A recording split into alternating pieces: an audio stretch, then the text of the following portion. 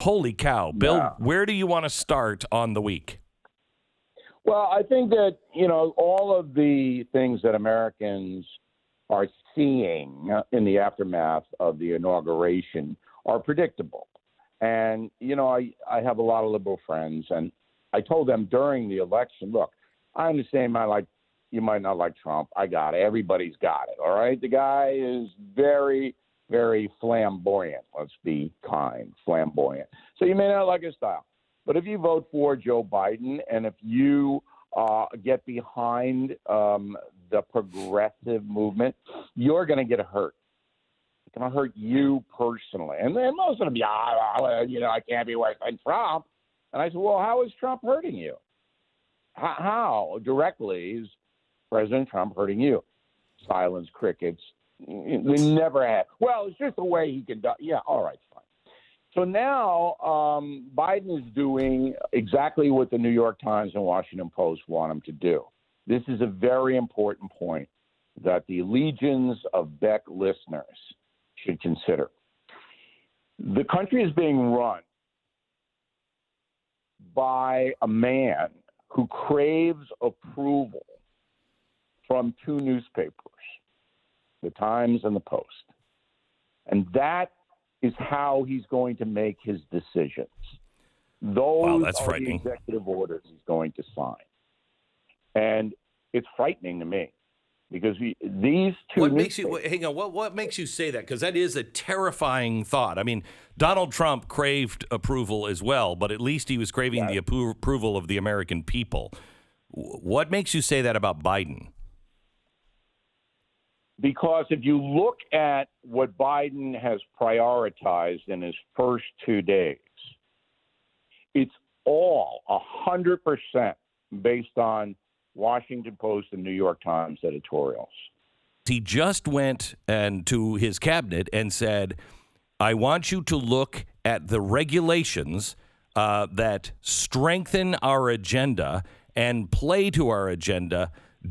I don't care the cost of those. The first thing Trump did is, look, what is the cost of these regulations to the American people?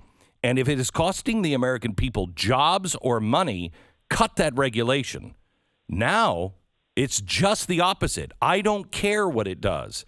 This is going to hurt. This will help big business and it will hurt small business, which is already almost dead, and the average American worker. It's already happened. Yeah.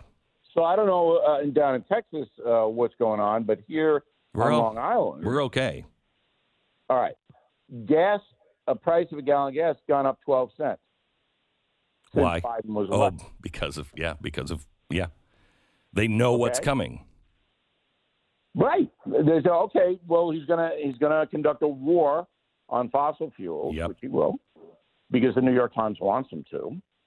And so we're going to get ahead of this, and we're going to jack up all the gasoline prices, and that will go everywhere. But in New York, that's the crazy state, along with California. So we're already up 12 cents a gallon since Inauguration Day. Wow. All right? Because you're absolutely right. These corporations, they know every trick in the book. And they're not going to take the hit. No. They're going to pass the hit on to the folks. Yeah. So, again, I call my liberal friends. I go, hey, did you see the gas prices? Putting gas in your big Hummer? How much is that Hummer, So it's going to take a while, Beck. But people are going to start to see that they're not as well off under progressive principles as they were under the free market Trump principles. They will start to see it. Now, I'm talking about people who work and generate money and who have homes and all of this. Those are the folks I'm talking about, and that's most of the country. Well, wait a minute. I agree with you on that. But this $15 an hour wage that Bernie Sanders is pushing through, if we make that a national wage, $15 an hour decimated Seattle, just decimated it. And you will see the people at the bottom of the ladder lose even more jobs. But they'll gain more benefits, entitlements. Already today, this morning, Biden signed an executive order increasing food stamps. So the people who will be laid off, and they will be, because the robots are coming to the fast foods and all of that. So, Bill, let me ask you this question. I thought of this today when talking about this very thing, where we're just reversing what happened 4 years ago. And when Trump came in, he reversed what Obama did. We can't live like this every 4 years or 8 years. We have got to decide if we are a socialist country or a free market and a free people, or a people that just do what the autocrats tell us to do. Can we go on as a country going back and forth like this? Well, they don't understand.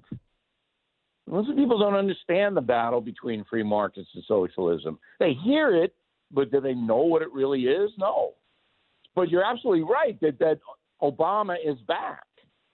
So it's really Obama running the country, not Biden. And everybody knew when Susan Rice was appointed Biden's top domestic advisor, that was basically, hey, Barack, tell me what to do. Mm-hmm. All right? I can't emphasize enough how not in control Joe Biden is. So all Joe and Jill want is to wake up every morning and be handed the Washington Post with the headline, Joe Biden's the greatest president since Lincoln. That's all they want. Okay? They don't really want to get involved in the executive orders and what they mean and the unintended consequences and calling up, the king of Thailand. They don't want to do any of that. All right? All they want is affirmation, approval, and that's what they're going to do. But in a strange way, this actually benefits traditional Americans, because my assessment is in 2 years, all right, there's going to be anger against the progressives in this country. You can see it. It's forming now in the cancel culture. That's the real weakness of the progressive totalitarians. So, because it's so easy to understand that. Bill, then let me bring you here. If you look at revolutions by Marxists all around the world, and I studied them for 15 years, the Venezuelans learned, Hugo Chavez knew, that he could do all kinds of things, but he couldn't do them if he didn't have the media and didn't silence dissent. We're seeing dissent silenced. Are you and I still able to do what we do as broadly as we do in 2 years? Well, I've hired a bunch of lawyers. So have we. High-powered people. Mm-hmm. And, I'm not going to allow it to happen to me and my operation, because I've got TV on BillO'Reilly.com, the No Spin News, as you mentioned. I've got radio. I've got columns. Well, you also have the FCC now changing hands. The Democrats are saying that they've got to clamp down on those who are fueling the insurrection, and that would be us, anybody on talk radio. They've been trying to shut talk radio down for a long time. Once they shut down dissent, you can't muster people. Yeah, but that's not going to happen. Okay. And the reason it's not going to happen is because of Trump, because he appointed so many conservative and traditional judges in the federal system. And then, that's something that's never reported. But it's going to be a lot harder for the progressives to put this clamp of fascism on it. However, they're going to try. Yeah, they're going to try.